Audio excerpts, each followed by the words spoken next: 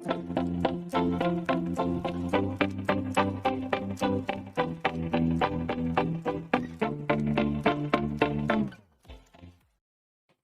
Assalamualaikum warahmatullahi wabarakatuh. Salam sejahtera untuk kita semua. Perkenalkan, saya Aulia Paramita dari Fakultas Ekonomi jurusan Ekonomi Pembangunan dari UPBJJ UT Tarakan. Topik yang akan saya bahas pada kesempatan kali ini adalah fenomena COVID-19 yang melanda dunia, khususnya Indonesia. Pandemi coronavirus atau COVID-19 telah melumpuhkan kehidupan. Bahkan ketika penyebaran penyakit yang sangat menular ini telah dibendung, dunia akan menghadapi tantangan besar untuk kembali normal. Direktur ESA atau European Space Agency untuk Program Pengamatan Bumi, Joseph H. Becker, mengatakan COVID-19 membuat masyarakat di bawah tekanan besar. Apa itu COVID-19? COVID-19 atau Coronavirus Disease 2019 adalah penyakit yang disebabkan oleh infeksi virus corona. Virus corona atau SARS Acute Respiratory Syndrome Coronavirus 2 adalah virus yang menyerang sistem pernapasan. Virus corona bisa menyebabkan gangguan ringan pada sistem pernapasan, infeksi paru-paru, hingga kematian. Infeksi virus corona yang disebut COVID-19 pertama kali muncul di kota Wuhan, Cina pada akhir Desember 2019. Virus ini menular dengan sangat cepat dan menyebar ke hampir semua negara termasuk Indonesia hanya dalam waktu beberapa bulan. Hal tersebut membuat beberapa negara memberlakukan kebijakan lockdown untuk mencegah virus corona makin meluas. Di Indonesia, pemerintah menerapkan kebijakan pemberlakuan pembatasan kegiatan masyarakat atau PPKM untuk menekan penyebaran virus ini. Tingkat kematian akibat virus corona atau COVID-19. Menurut data yang dirilis Gugus Tugas Percepatan Penanganan COVID-19, jumlah kasus terkonfirmasi positif hingga 4 November 2021 adalah 4.246.802 orang dengan jumlah kematian 143.500 jiwa. Dari angka tersebut, diketahui tingkat kematian atau case fatality rate akibat COVID-19 adalah sekitar 3,4%. Jika dilihat berdasarkan usia, kelompok usia lebih dari 60 tahun memiliki presentasi angka kematian yang lebih tinggi dibandingkan kelompok usia lainnya.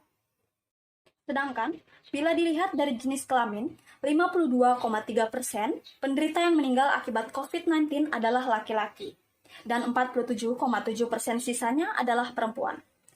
Meski jumlah kematian akibat COVID-19 tergolong tinggi, angka kesembuhan dari COVID-19 juga terus bertambah. Data terakhir menyebutkan jumlah penyintas atau orang yang pernah terinfeksi virus corona kemudian sembuh adalah 4.091.938 jiwa. Selanjutnya, apa saja gejala awal virus corona?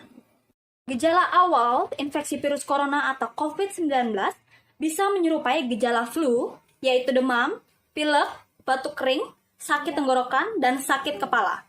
Setelah itu, gejala dapat hilang dan sembuh atau malah memberat. Penderita COVID-19 dengan gejala berat bisa mengalami demam tinggi, batuk berdahak bahkan berdarah, sesak nafas atau nyeri dada. Keluhan tersebut muncul ketika tubuh bereaksi melawan virus corona. Gejala-gejala COVID-19 ini umumnya muncul dalam waktu 2 hari sampai 2 minggu setelah penderita terpapar virus corona. Bagian pasien yang terinfeksi virus corona bisa mengalami penurunan oksigen tanpa adanya gejala apapun. Kondisi ini disebut happy hypoxia. Dan apa saja penyebab virus corona? Ada dugaan bahwa virus corona awalnya ditularkan dari hewan ke manusia. Namun kemudian diketahui bahwa virus corona juga menular dari manusia ke manusia lainnya. Seseorang dapat tertular COVID-19 melalui berbagai cara, yaitu tidak sengaja menghirup percikan ludah atau droplet yang keluar dari penderita COVID-19 saat batuk atau bersin. Memegang mulut atau hidung tanpa mencuci tangan terlebih dahulu setelah menyentuh benda yang terkena cipratan ludah penderita COVID-19. Kemudian yang terakhir adalah melakukan kontak jarak dekat dengan penderita COVID-19. Virus corona juga bisa menular melalui benda-benda yang sering disentuh, misalnya uang, gagang pintu, atau permukaan meja. Lalu, apa saja yang bisa kita lakukan untuk mencegah virus corona? Saat ini Indonesia sedang menjalankan program vaksinasi COVID-19 secara bertahap. Hingga 4 November 2021, sudah lebih dari 122 juta orang yang menerima vaksin dosis pertama dan 76 juta orang yang telah menerima vaksin dosis kedua. Vaksin COVID-19 bertujuan untuk membentuk kekebalan tubuh terhadap virus. Vaksinasi juga bertujuan untuk membentuk kekebalan kelompok atau herd immunity. Dengan begitu, masyarakat yang tidak dapat menjalani vaksin karena memiliki kondisi tertentu, seperti reaksi alergi berat terhadap vaksin dapat terlindungi. Vaksin merupakan cara terbaik untuk mencegah COVID-19. Namun, Anda juga harus tetap menghindari faktor-faktor yang bisa menyebabkan Anda terinfeksi virus corona. Yaitu, yang pertama, terapkan physical distancing, yaitu menjaga jarak minimal 1 meter dari orang lain, dan jangan dulu berpergian keluar rumah kecuali keperluan mendesak. Kedua, gunakan masker saat beraktivitas di tempat umum atau keramaian, termasuk saat pergi berbelanja bahan makanan atau mengikuti ibadah di hari raya. Ketiga, rutin mencuci tangan dengan air dan sabun atau menggunakan hand sanitizer yang mengandung alkohol minimal 60%. Keempat, jangan menyentuh mata, mulut, dan hidung sebelum mencuci tangan. Kelima, tingkatkan daya tahan tubuh dengan menjalani pola hidup sehat, seperti mengonsumsi makanan bergizi, berolahraga secara rutin, beristirahat yang cukup, dan mencegah stres. Keenam, hindari kontak dengan penderita COVID-19, orang yang dicurigai positif terinfeksi virus corona, atau orang yang sedang sakit demam, batuk, dan pilek.